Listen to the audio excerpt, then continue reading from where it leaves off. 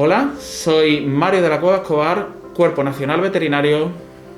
Y yo soy Cristina Velasco, veterinaria oficial de la Delegación de Agricultura, Ganadería, Pesca y Desarrollo Sostenible. En este nuevo videotutorial de nuestro canal Somos Veterinarios, os vamos a analizar el web seminar que acaba de finalizar y que ha organizado el Colegio de Veterinarios de Cádiz. Por eso tenemos aquí hoy a nuestra presidenta, para ayudarme a analizar cuáles han sido los puntos más destacados de este web seminar.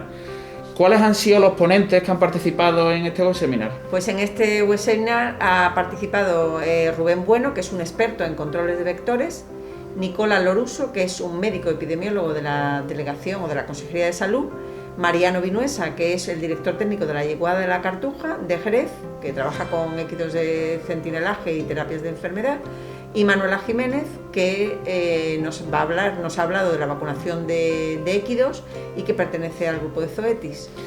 En este web seminar, donde han participado más de 200 veterinarios de todo el territorio nacional, os vamos a analizar cuáles han sido las ideas fuerzas, los puntos más importantes que nosotros hemos considerado y sobre todo las preguntas que han causado más impacto en los ponentes que han tenido lugar en la mesa redonda del final. Quedaros hasta el final del vídeo porque os daremos más información al final del vídeo sobre una próxima edición de este web seminar que tendremos en el mes de noviembre y sobre todo sobre un sorteo que vamos a hacer de 5 ejemplares de este libro que gracias a Amazing Book y a la colaboración de Zoetis vamos a poder sortear y os daremos las instrucciones para poder participar.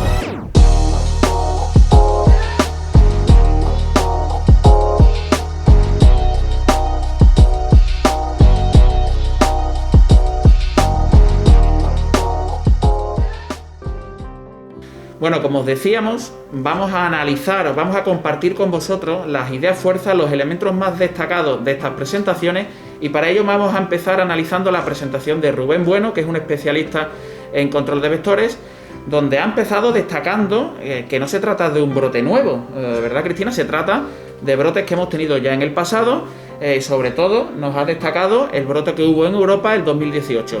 Veamos cómo lo analiza. Bien, pero es que desde el 2010 han pasado 10 años y en estos 10 años, aunque ahora hablemos mucho del 2020, han ido pasando cosas.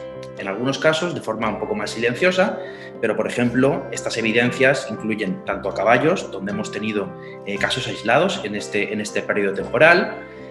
Por supuesto, el gran brote del que aquí poco se habló porque quedamos sorpresivamente librados en 2018 en Europa. Fíjense los datos, más de 1.500 casos humanos, más de 180 muertes por el virus del Nilo Occidental. Este nivel de afectación no nos llegó a España, pero en la situación que nos encontramos ahora, en el gran brote de 2020, sobre todo a nivel nacional, como ven, esta transmisión sí que está siendo muy intensa, por lo menos la evidencia de infecciones en todos los participantes del ciclo, tanto en aves como en caballos, como también en personas, pero también sigue siendo un problema recurrente en otros países de Europa. España no va a la cabeza, tengo que decir ahora mismo, va Grecia, desgraciadamente a la cabeza de los casos de transmisión y está siendo un año menos virulento en este sentido que el año 2018 porque vamos por cerca de unos 300 casos y como han visto en 2018 superamos los 1.500. Fíjate, Mario, el ponente se hace la gran pregunta, ¿por qué ha ocurrido esto en el 2020? ¿Por qué ha ocurrido? Pues él lo achaca al efecto climático, a una transmisión zoonótica entre aves y mosquitos, a que la gente debido al confinamiento no ha ido a sus segundas viviendas y ha desinsectado los huertos y en los campos. Él hace una visión desde el One Health que es importante, el que tengamos esa gran visión para esa respuesta que él nos ha planteado. Vamos a ver cómo lo explica él en profundidad. La gran pregunta que nos hacen en todos los foros. ¿Por qué? ¿Por qué ha sucedido esto en el año 2020 aquí en España? Bueno, está ahora en fase de investigación en diferentes factores que han podido intervenir y eso es uno de los mensajes. Probablemente no hay una explicación única, habrá un origen multifactorial. Ceñiéndome en los aspectos de origen ya vectorial, aquí teníamos algunos que se pueden apuntar. Es cierto que ha sido un año climáticamente muy favorable para la proliferación de mosquitos. Hemos tenido una de las primaveras más lluviosas y cálidas de los últimos años. Estas elevadas densidades de mosquitos que se han generado en zonas del medio natural han podido provocar una invasión hacia hábitats periurbanos. Esto es algo que estamos ahora viendo con trampeos urbanos y periurbanos, especies que anómalamente las estamos encontrando en estos lugares por esa elevada población que se ha generado. El confinamiento ha provocado también criaderos dentro de los ámbitos domésticos que no han podido ser gestionados, porque la gente no ha podido acudir a muchas residencias secundarias, por ejemplo, y desde luego un bajo grado de implementación en los programas de lucha antivectorial, tanto en el medio urbano como en el medio natural, que es algo que tenemos que ir cambiando poco a poco. En conclusión, lo que estamos viendo sin duda es un efecto bola de nieve, es decir, estos casos humanos no son más que la punta del iceberg de una fuerte transmisión zoonótica, mosquito-ave, que lleva gestándose muchos años y por tanto ahora estamos en una situación nueva debido a esta bola de nieve que se ha ido provocando. Y para finalizar, decir, y este foro creo que reúne todas estas características, necesitamos un enfoque multidisciplinar bajo ese paraguas conocido como el de One Health, colaboración multidisciplinar de muchos profesionales implicados en diferentes factores de estos ciclos de transmisión. Hemos visto que hay diferentes protagonistas y solo si trabajamos de forma colaborativa, pero también sinérgica, podremos hacer frente de forma eficaz. Una de las preguntas que hemos recibido en la mesa redonda del final es si este aumento de la población de vectores de mosquitos puede deberse a una disminución de sus predadores, como pueden ser las golondrinas, las salamandras, o si pudiera por otro lado deberse a fumigaciones masivas. Él ha aclarado que efectivamente los estudios que hay sobre fumigaciones masivas no tienen efecto colateral en otras poblaciones, pero veamos con más detalle cómo lo ha aclarado en este web seminar. Al tema de la afectación, porque hay cosas que están muy linkadas, la afectación en la cadena trófica, el efecto que ha podido tener menos depredadores, el efecto de lo llamado como fumigaciones masivas. Bueno, aquí nos podríamos extender mucho y por eso he intentado hacer hincapié en la presentación de que los métodos de control no tienen que estar focalizados sobre el control de mosquitos adultos, porque llegaríamos tarde a la prevención y porque somos menos selectivos. Podemos tener un efecto sobre el resto del ambiente y eso sí que podría provocar ciertos desequilibrios. Pero también, por supuesto, hay que mantener un equilibrio ecológico en los espacios en los que trabajamos, que además son protegidos, es cierto, pero tenemos que saber realmente con qué organismos estamos trabajando. No es lo mismo trabajar en una lámina de agua que está en equilibrio con aguas permanentes en las cuales podemos tener peces depredadores de mosquitos y se mantiene un equilibrio natural, que la variabilidad de ecosistemas, que muchas veces son muy intermitentes y el único que los aprovecha para desarrollarse allí rápidamente son los mosquitos y llegamos tarde. Ejemplo, allí en Cádiz, por ejemplo, el tema de las marismas, que se introduzca la lámina de agua, que nos deje unos charcos que duran solo unos pocos días, que solo colonizan los mosquitos y cuando llegamos ya es tarde si no hemos hecho el control larvario. Es decir, si bien es cierto que fumigaciones masivas podrían tener un efecto colateral entre otros organismos, fomentar tratamientos larvicidas con productos biológicos selectivos en el medio natural nos permite mantener esto. Y esto, por no extenderme, hay estudios muy amplios de series temporales de más de 10, 15, 20 años haciendo tratamientos de forma sistemática con Bacillus thuringiensis en humedales protegidos, en la Camarga, etcétera, etcétera, viendo que no hay variaciones significativas en el resto de fauna. Ese es el equilibrio que nosotros tenemos que llegar a conseguir. Por tanto, como todo en la vida, depende cómo hagas el control, podrás tener un efecto u otro, pero afortunadamente tenemos herramientas para no desequilibrar. Bueno, Mario, y en la intervención de Nicola Larusso, no sé si te has dado cuenta, que ha hablado de la red de vigilancia epidemiológica y ha hecho mucho hincapié, que a mí me ha llamado la atención, cómo se inició todo el proceso a partir de un caso de meningoencefalitis. Efectivamente, y a partir de ahí ha sacado todos los puntos importantes donde se ha producido la enfermedad. Y cómo, ahora lo veremos cómo lo explica él, cómo a partir del 1 de agosto todos los casos de meningoencefalitis se dieron en el entorno de Sevilla, lo que les hizo determinar que se trataba de un caso relacionado con la zona en concreto. Vamos a ver cómo lo explica. Desde los servicios de vigilancia detectamos la primera agrupación de casos de meningoencefalitis. Nosotros la primera cosa que hicimos antes de tener un diagnóstico etiológico de esta meningoencefalitis fue analizar la evolución de todas las meningitis víricas sin ciliar que habíamos tenido a lo largo del año. Y lo que sí veíamos que efectivamente desde el 1 de enero hasta mediados de agosto había un incremento de meningitis víricas y que característicamente estas meningitis se agrupaban todas alrededor de Sevilla. Pero que el hecho más característico es que cuando analizábamos exclusivamente los casos a partir del 1 de agosto, pues la evidencia, la geolocalización de los casos ya era evidente y todos se agrupaban en una zona de donde encontrábamos pues, la Puebla y Coria del Río. Aquí no os enseño el mapa aún más en detalles, pero sí que también lo que era sugestivo de la geolocalización de estos casos es que realmente no guardaban ninguna relación entre ellos, sino que tenían domicilios básicamente distribuidos en todos los barrios del pueblo, sin una aglomeración, sin una agrupación específica.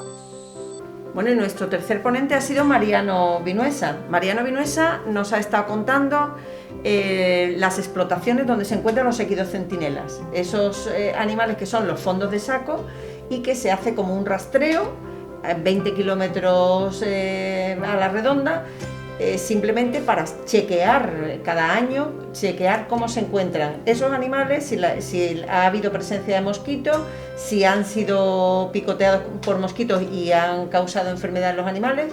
En fin, que nos ha hecho ahí una presentación bastante interesante. Vamos a verlo. En Equidos, pues bueno, sería un poco la fase 2 de este programa de vigilancia. Se agudiza o se aumenta ese nivel de control en el momento que ya se ve que a nivel aves, a nivel mosquito, hay una cantidad importante de virus. Es cuando ya se hace mayor hincapié en el seguimiento, en el control de esos equidos centinelas. En Andalucía a día de hoy hay 21 en la Andalucía occidental, entre Cádiz, Sevilla, Huelva y Málaga, hay 21 explotaciones de equidos centinelas en los que se toman muestras cada 21 días.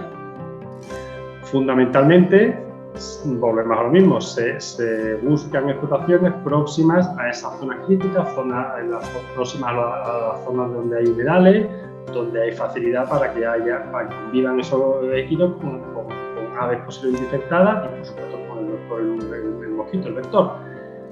En esos humedales y en un radio máximo de 20 kilómetros, que es lo que se estima que puede llegar a extenderse un mosquito infectado o una población de mosquito infectado después de haber tenido contacto con el ave infectada, con el ave que tiene la capacidad de la vigilancia suficiente para transmitir la enfermedad. Por supuesto, toda esta vigilancia en equidos tiene que tener una colaboración y una predisposición y una concienciación clara por parte de los veterinarios clínicos que están trabajando en la calle, que son los que al final son los que se van a encontrar con los individuos potencialmente sospechosos de tener una enfermedad y son los que tienen que poner y iniciar la red de alerta con la autoridad competente. Hay que recordar, que es un que no lo sabemos todos, que la fiebre del Nilo occidental, igual que todas las encefalitis, la meningitis, es una enfermedad de cloración obligatoria. O sea que evidentemente ya no solamente concienciación, es un tema legal que es obligatorio ante la sospecha de un caso, de un brote, comunicarlo a la autoridad comarcal competente para que empiecen los trámites y la toma de muestras y todos los trámites administrativos para controlar ese foco. Y fíjate que nos ha hecho un análisis en profundidad de cómo es la sintomatología clínica de las fiebres del Nilo en equidos en concreto, ¿no? Lo que ellos han comparado en muchas ocasiones con el botulismo, ¿no? Que ya que tiene una sintomatología muy similar. O lo que él decía, ¿no? Que los animales cuando empiezan a desarrollar la sintomatología clínica que parecen que están como borrachos. Vamos a ver unos pocos de vídeos que él ha compartido con nosotros que consideramos que son muy interesantes para que entendáis cómo es la clínica en equidos de este virus.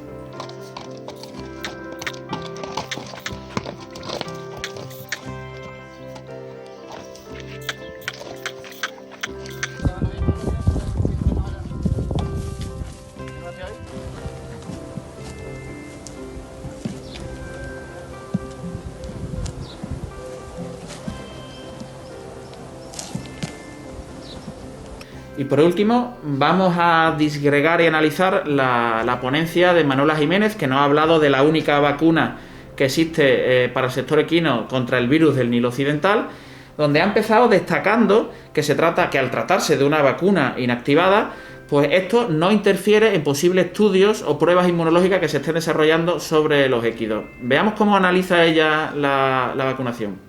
Se trata de una vacuna basada en un virus completo. ¿Qué espera un veterinario clínico y un productor y un propietario cuando pone una vacuna de este tipo a su caballo? Pues lo que tiene que esperar es lo siguiente. La utilización de la vacuna sirve para la inmunización activa de los caballos frente a la enfermedad causada por el virus de West Nile mediante la reducción del número de animales con viremia. Es decir, la viremia es lo que hace es la capacidad de transmisión. Bajar la viremia en el animal lo que hace es disminuir muchísimo la capacidad de movimiento de la enfermedad en las caballerías. Tanto funciona, como digo, frente al linaje 1 como frente al linaje 2. Y además de eso, para lo que sirve una vacuna eficaz es para disminuir la duración y la gravedad de los síntomas clínicos que ocasiona el virus de West Nile. Como digo, es una vacuna basada en la exposición al sistema inmune del virus completo, ayudada con un adyuvante muy específico que se llama Metastin. Y otra pregunta que ella ha dejado, que el foro de debate ha planteado, que es la importancia de la vacunación independientemente de la incidencia o de la zona geográfica y de la incidencia que tuviera la enfermedad en la zona. Plantea una vacunación más uniforme en todas las zonas, incluso dice que en países del norte donde hay donde es menos endémica la presencia de vectores, está más instaurada la vacunación. O sea que eso es otra cosa a tener en cuenta. Vamos a ver cómo lo explica ella. Venga. Bueno, el plan vacunal tiene que ser una estrategia sanitaria hecha conjuntamente con el veterinario, pero deben de saber que aquí estamos hablando de países del sur de Europa, pero en la vacunación frente al virus de West Nile entran los programas vacunales de todas las cabañas de equinos de toda Europa. Quiere decir que hay más sensibilización en este sentido por la vacunación frente al virus de West Nile en países del norte de Europa, como pasa en muchas ocasiones, que en los nuestros, que desde luego no hay ningún tipo de contraindicación por la vacunación. Es más, estamos hablando de aumentar el soporte inmunitario del animal mediante la vacunación, sobre todo cuando sabemos que es un tema muy estacional y que nos afecta sobre todo en la zona mediterránea del sur de España. Cada año nos visita las aves migratorias y los mosquitos, y en unas veces con más incidencia y en otras con menos, y por eso es por lo que nos hacemos más sensibles, pero que ya tendría que entrar en nuestros programas sanitarios la prevención frente al West Nile, por las serias repercusiones que tienen los animales, vamos. Bueno, y ya para terminar, Mario, esto lo que hemos visto a través de este web seminar, que hay mucho interés en esta temática, que el West Nile es la fiebre del Nilo, es un tema de actualidad. Totalmente. Además, lo hemos cogido quizás dando los últimos coletazos del verano y el inicio del otoño, donde antes de que termine la presencia del mosquito y las picaduras empiecen a ser menores y el contagio sea inferior, el tema es que ha estado muy interesante para todos los veterinarios, ha participado mucha gente de España, sí, y la verdad es que yo creo que ha sido bastante interesante. Por eso, si el que esté viendo este vídeo en nuestro canal de YouTube no ha podido asistir al web seminar, debajo de este vídeo os vamos a dejar el enlace o el link a nuestra página de Formación Vet para que os tengáis más información acerca de la próxima edición de este web seminar que vamos a tener la primera semana de noviembre, para que os tengáis toda la información necesaria para poder participar y que no os perdáis esta segunda edición. Y como habíamos prometido, tenemos 5 ejemplares de este libro gracias a la colaboración de Zoetis y de Amazing Book.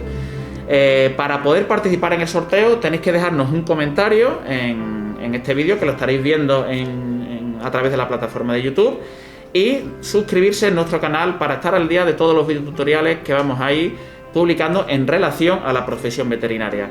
Así que el sorteo se hará el primer día de esta segunda edición del curso, que sería previsiblemente el día 2 de noviembre. Ya a través de nuestras redes sociales os daremos más información.